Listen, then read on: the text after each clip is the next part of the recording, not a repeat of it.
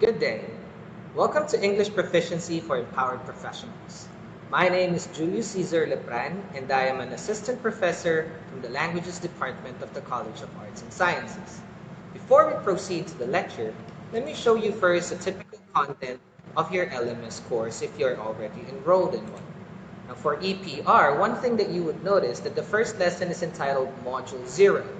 If you open Module 0, you would find that there are two files uploaded in there.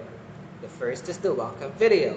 Now the welcome video is a brief introduction of your specific instructor giving a little background about himself or herself. But the more important part of Module 0 would be the study guide. Now it is important that you've read the study guide before proceeding to Module 1. The study guide contains things such as professor's information, the department's information, course information, and most importantly, our study plan for blended learning. Now, under study plan for blended learning, you would see the contents or the lessons that are to be discussed for the whole semester and their proper sequencing. Also included in the study plan are the course requirements that you need to submit in order to pass the course. Now, once you've skimmed through this study guide, you can already proceed to Module 1. Now, if you open Module 1, you would find that there are two different lessons in there. And the first lesson is Subject-Verb Agreement. Now, some of you might say that Subject-Verb Agreement, the topic is, if not too high school, is so elementary. To that, I would agree with you. So the question now is, why is this topic still being taught in college? Now, believe me or not, in my years of teaching, there are still a couple of students who haven't seemed to master the rules on subject-verb agreement. Now, I know that subject-verb agreement is a fundamental grammar lesson.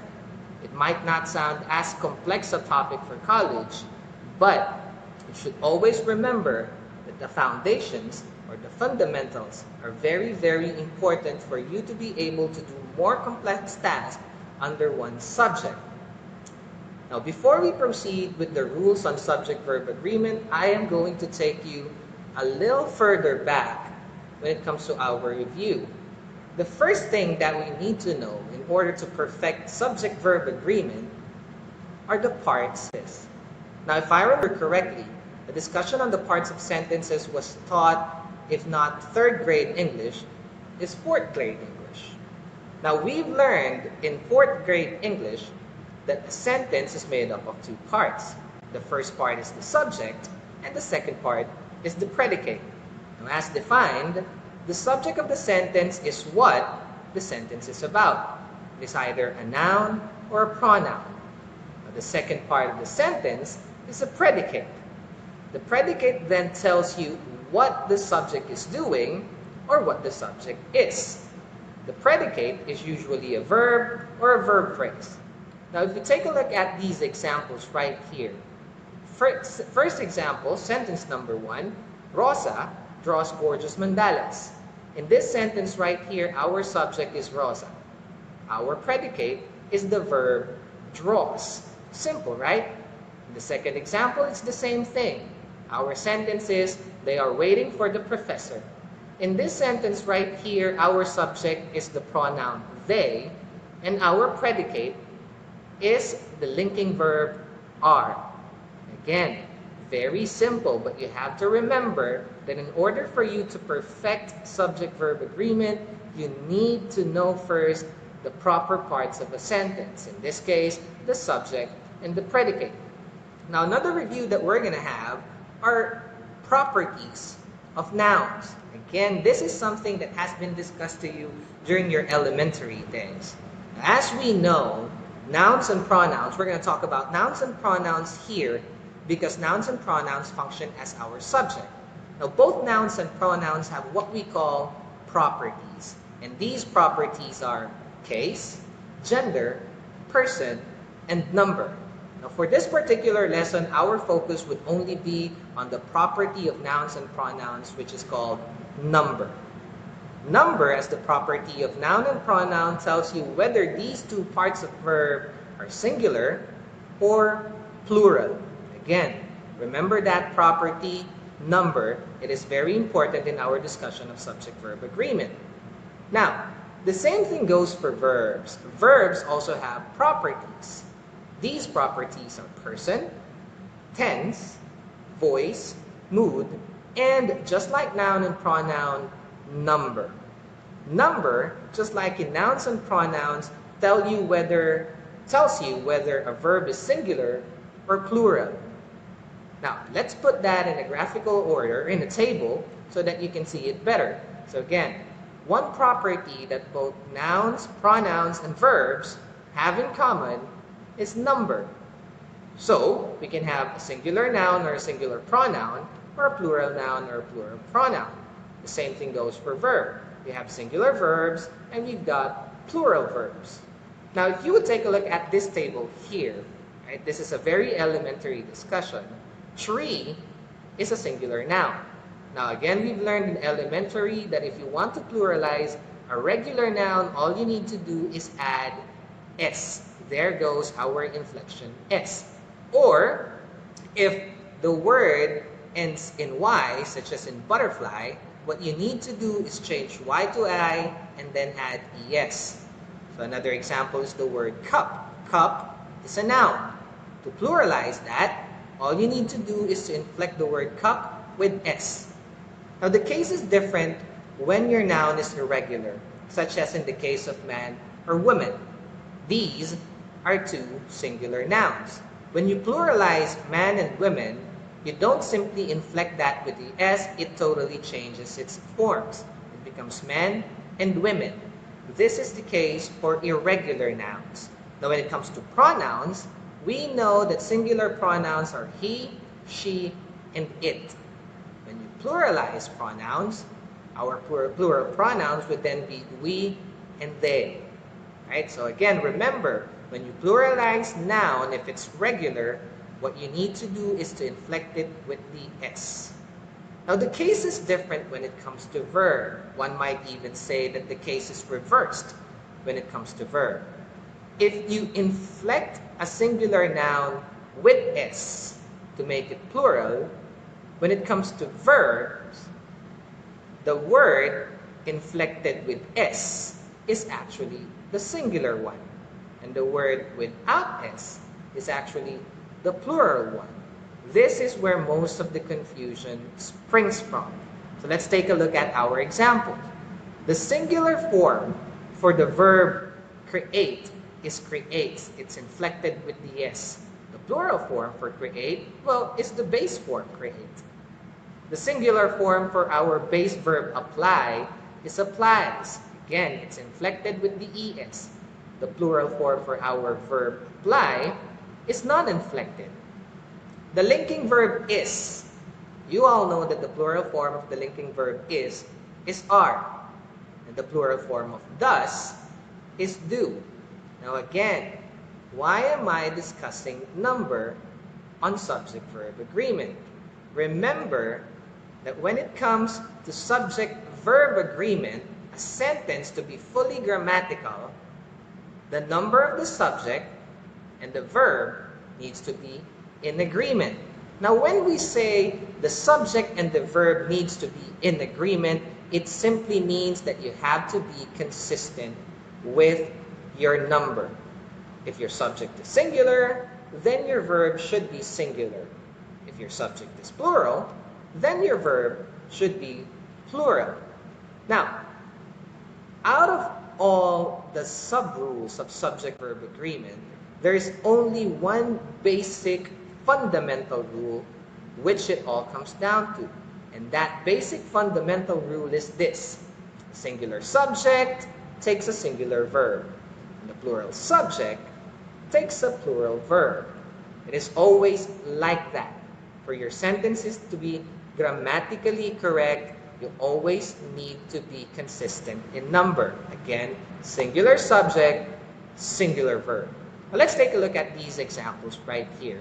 Our sentence is, Bill crosses the tightrope with ease. Now in this sentence right here, our subject is Bill, one person, which makes Bill singular. Now Now again, going back to the rule, if your subject is singular, your verb should also be singular. In this particular case right here, our subject is the action word crosses. Notice that the word cross is inflected with es. Again, a verb when in singular form is inflected with the s or the es.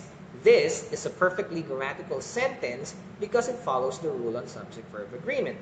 The second example, the students are disappointed. Our subject is the word students.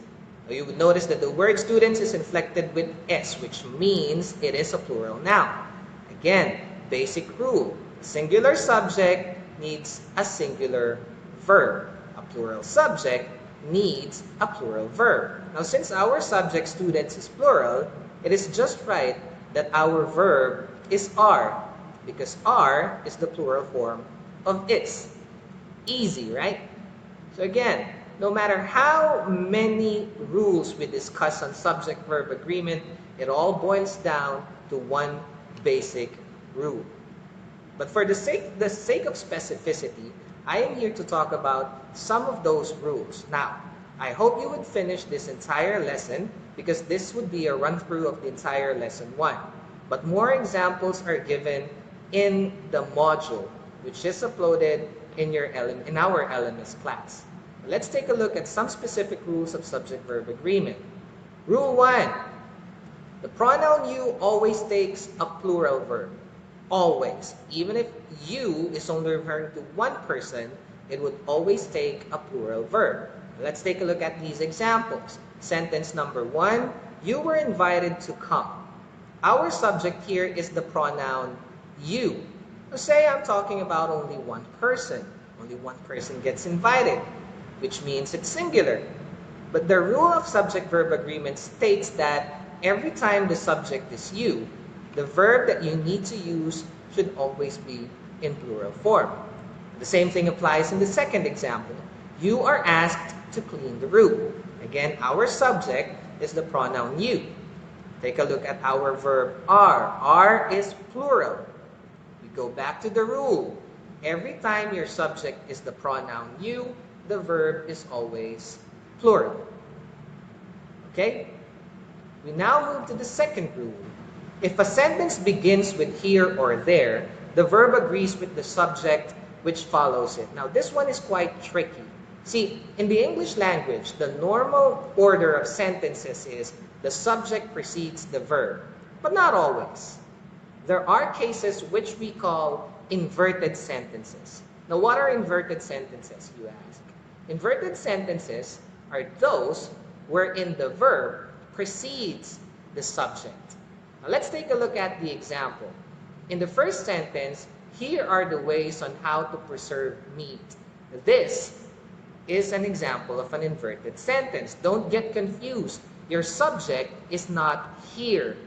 Your subject is ways. Again, this is an example of an inverted sentence. Now, if you're going to take a look at our subject, which is ways, you would notice that the subject is plural.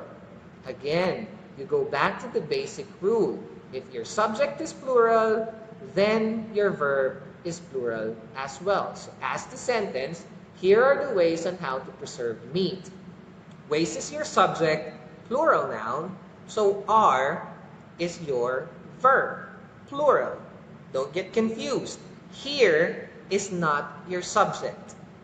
In the second example, another example of an inverted sentence, there is a huge gap between the rich and the poor.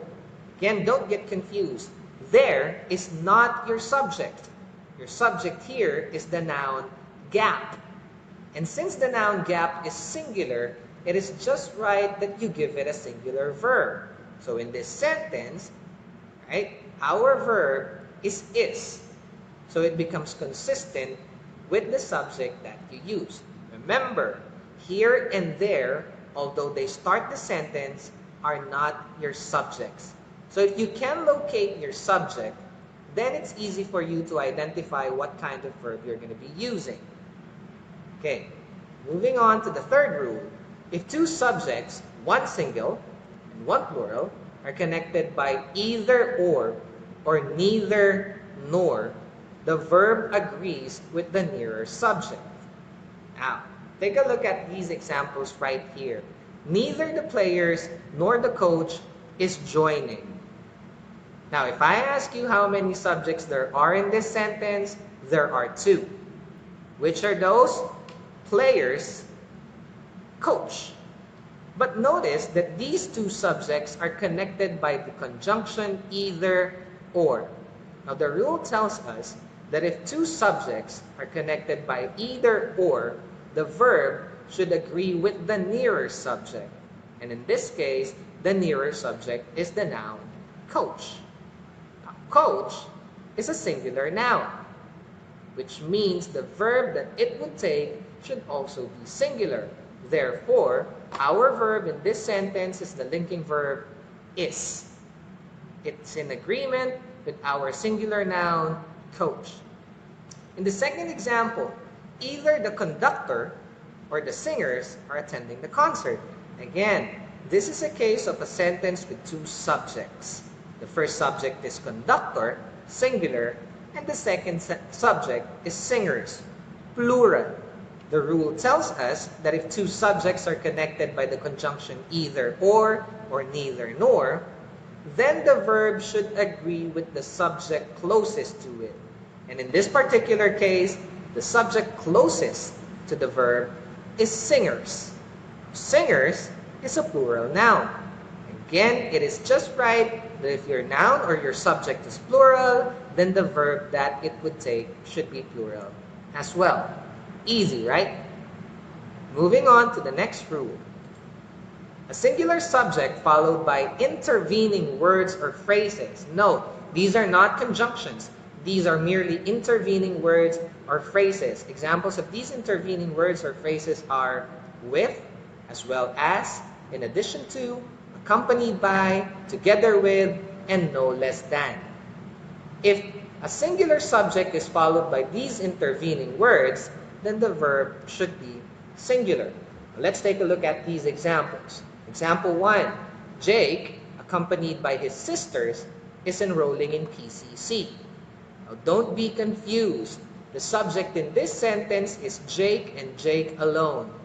This phrase, accompanied by his sisters, is not part of the subject. You would not look into this in determining what your verb would be. Now, since our subject is Jake, a singular noun, our verb should be is, a singular verb. In the second example, the players, as well as the coach, are enjoying the party. Again, there is an intervening phrase right here, as well as the coach. This is not part of your subject. These are intervening words. This is an intervening phrase. Your subject right here is the noun players. Again, basic rule. If the subject is plural, the verb should be plural. So it's just right that this subject right here is paired with the plural verb are. Players are. Jake is. Don't pay no mind to this. Okay? Now, singular subjects joined by the conjunction and require a plural verb. This is what we call a compound subject. And a compound subject connected by the conjunction and is plural because we're talking about two subjects. Example, Larry and Mercy are reading novels. In this sentence right here, we're talking about two persons, Larry and Mercy, a compound subject. If it's a compound subject connected by and, then the verb that corresponds to it should be plural. That's why we have are here. But there are some exceptions to the rule. Even if your subject is a compound subject and it is connected by the conjunction and, there might still be some room for singular verbs. That is, if the two subjects are the same person. So in example number 2, my teacher and friend is here. Notice that we have a compound subject connected by and. Now, shouldn't this be plural? Well, the answer is no. Why? In this case right here, the teacher and the friend happen to be the same person. If they happen to be the same person, then it's singular. And since it's singular, then there should only be a singular verb. Do you understand this? Good. Moving on to the next rule. Two singular subjects joined by either or neither nor takes a singular verb. So either mommy or daddy is coming with me at the outbound. Or neither Ferdy nor Dulce is waiting for you. Now, why is this singular? Because mommy is singular and daddy is singular.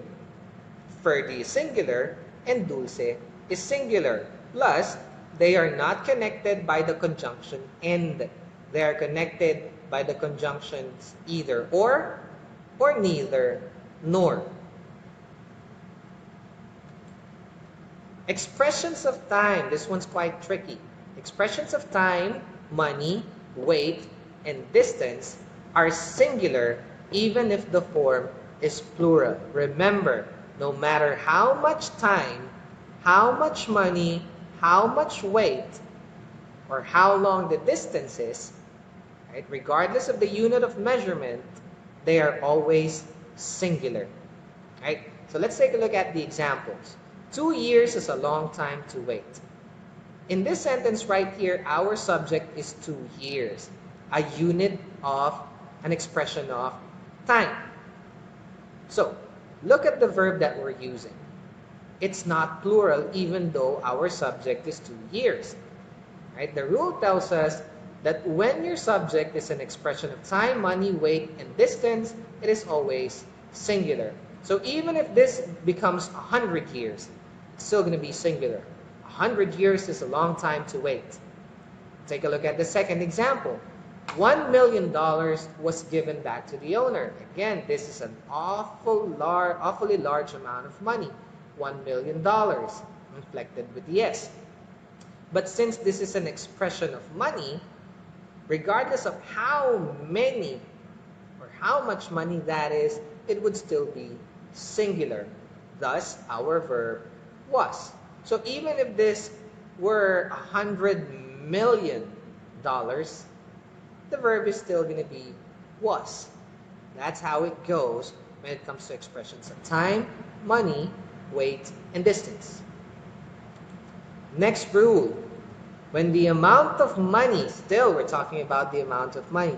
When the amount of money refers to separate units, the verb is plural. What do we mean when we say separate units? When we're not talking about the amount of money as a whole, as a collective, then we're talking about them as separate units. Now in this case, unlike the previous rule, the verb then would become plural. Take a look at the example. 5 25-centavo coins were found. Right? Look at our verb. It is plural. Why? Because the unit of the expression of money here is not taken as a collective. It is taken as an individual unit. I found 25-centavo coins. How many? 5 of them. 5 coins. Plural.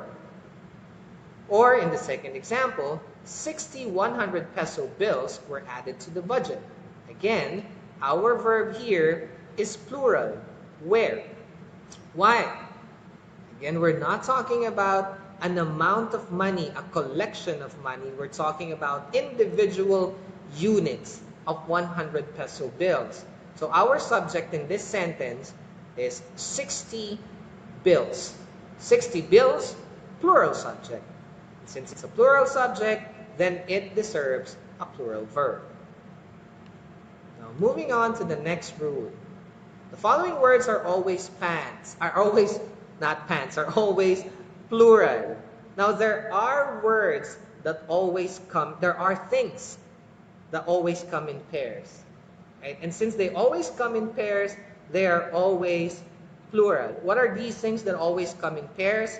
Pants, trousers, pliers, scissors, shears, and tongs.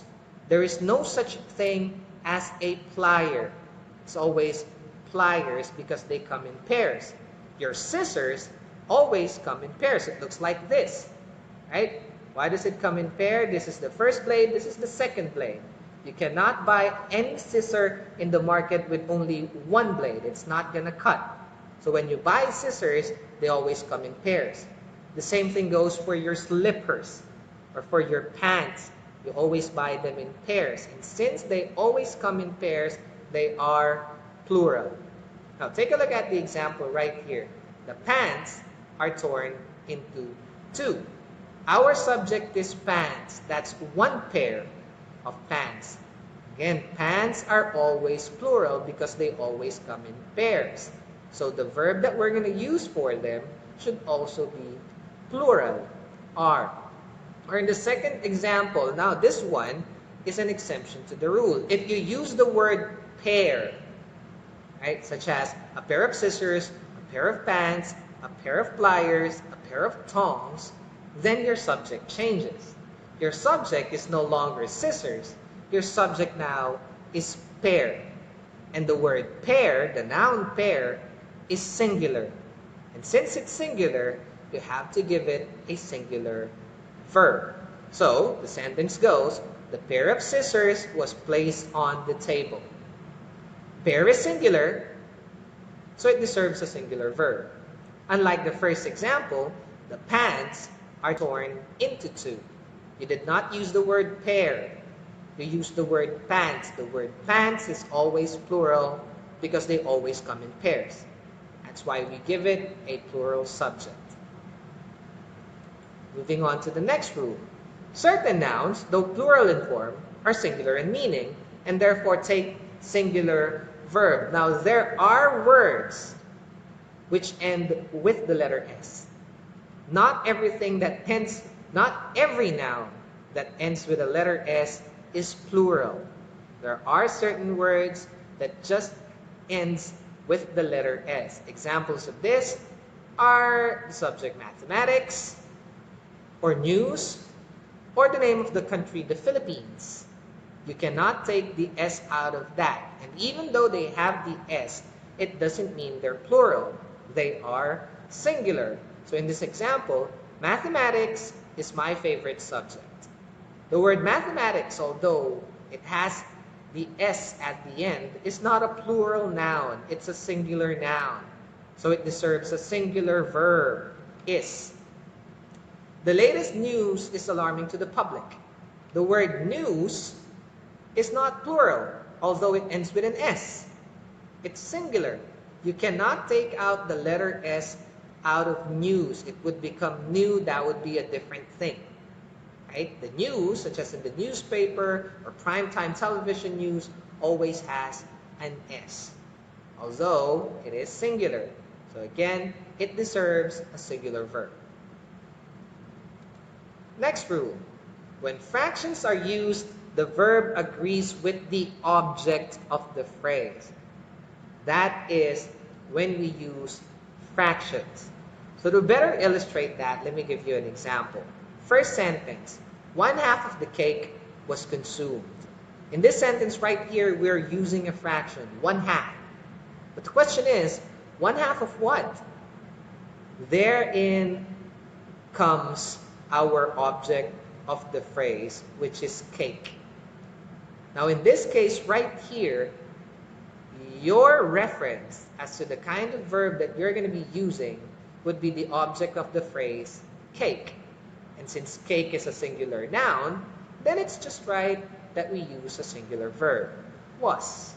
Or in the second example, 1/4 of the employees were attending the seminar.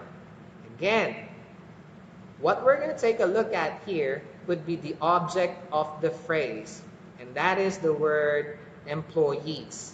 Again, employees is a plural noun.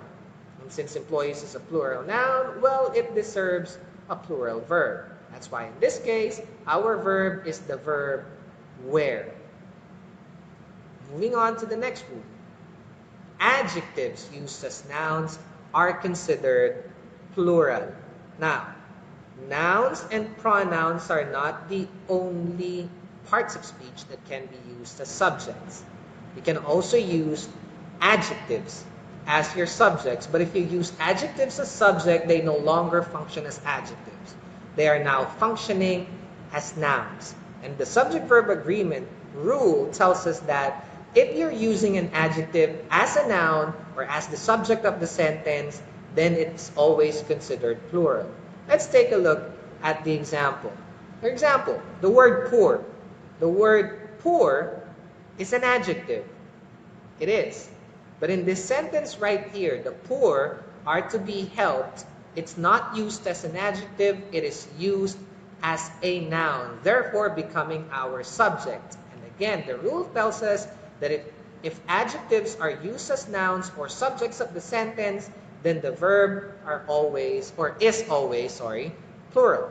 So the poor, an adjective used as a noun, deserves a plural verb, are. Or in the second example, efficient. Again, efficient is another adjective which we use as the subject, therefore functioning as a noun.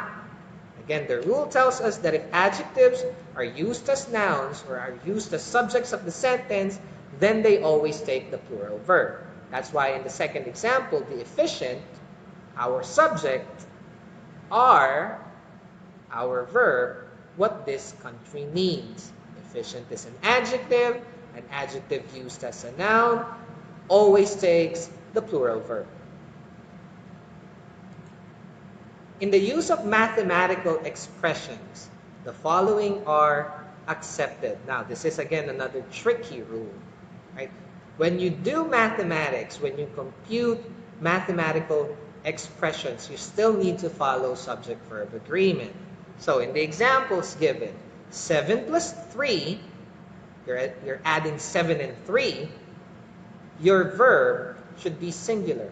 So it should be 7 plus 3 is equal to 10.